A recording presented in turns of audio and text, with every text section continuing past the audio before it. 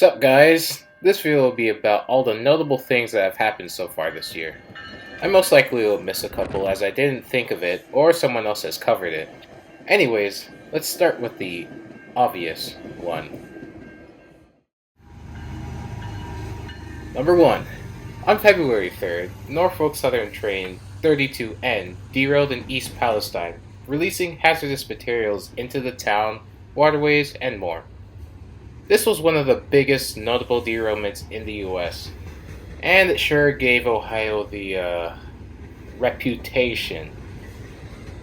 The response from Norfolk Southern left many people upset, including the citizens of the town. Number 2. On February 16th, GO Transit cab car number 206, or 206, made its first in-service adventure on the rails as its new appearance. Unfortunately, it was not leading as it was on the other end of the train facing east. Cab cars faced west for Toronto Union Station's perspective.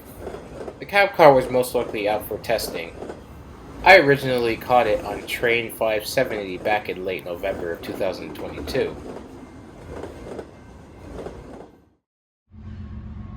Number 3. On March 6th, Brightline tested their extension and put their locomotives to their full extent, hitting 130 miles per hour. That's some impressive speed. Unfortunately, this was not revenue service speed, but it's still quite fast compared to the highway near it. Also on this day, Amtrak P42 number 184 was spotted in a fresh Phase 5 paint scheme. No one knows why it was repainted exactly, but recently in May, P42 number 164 was painted into Phase 4 without the anniversary decals. That's quite weird. Number 4. On March 27th, a Union Pacific Runaway derailed in California on the SEMA subdivision. The Runaway was notable for being the fastest recorded speed of a freight train in U.S. history, with a GPS report saying it topped at a wild 118 miles per hour. If only we could do that, but in a safe way, and every day.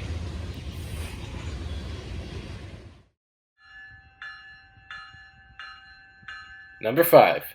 On March 29th, GO Transit Cab Car 251 returned after being out of service for a couple of years. All the GO Rail fans, including myself, were surprised to see its return. As of the making of this video, 251 was passing me, but I was not out rail fanning, so I still need to catch it. Number 6. On April 4th, Coaster Cab Car 2304 was spotted being refurbished. This raises a question. Why did they buy CEM cab cars if they're just going to refurbish all the already existing cab cars?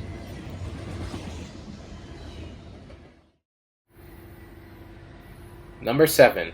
On April 14th, Canadian Pacific and Kansas City officially merged into Canadian Pacific Kansas City, being the only Class 1 railroad to cross Canada, the US, and Mexico. I'm still calling it Canadian Pacific.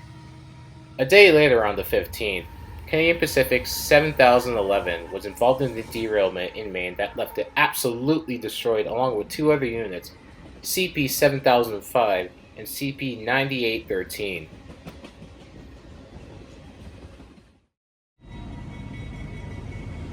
Number 8. On April 21st, Canadian Pacific tested their hydrogen locomotive under its own power. This is quite interesting as it gives more options to zero-emission locomotives.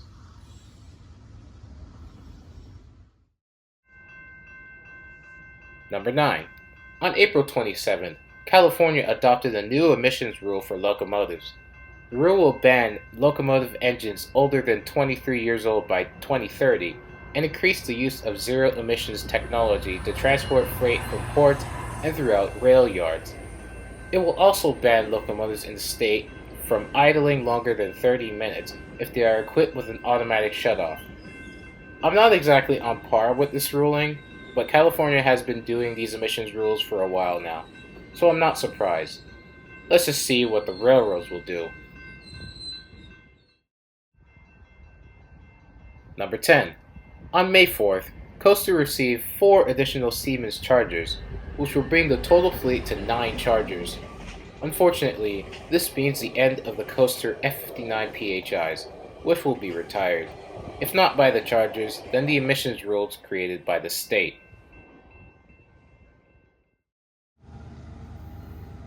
Number 11. On May 10th, a new Heritage Unit was spotted in the Baltimore and Ohio paint scheme, or at least 75% of it. This caused a debate between rail fans. In the end, the unit paint scheme was rushed due to an upcoming event, and is said to go back to get fully repainted after the event, but that is unknown. Number 12. Also on May 10th, Norfolk Southern number 8099 made a return to the rails after derailing by a rock slide in late 2021, and not being seen since. It was spotted a day later, actually. Well, that just about does it for all the notable things that have happened so far. I hope you enjoy. This is one of my new videos that I'm going to possibly be doing. Well, see ya.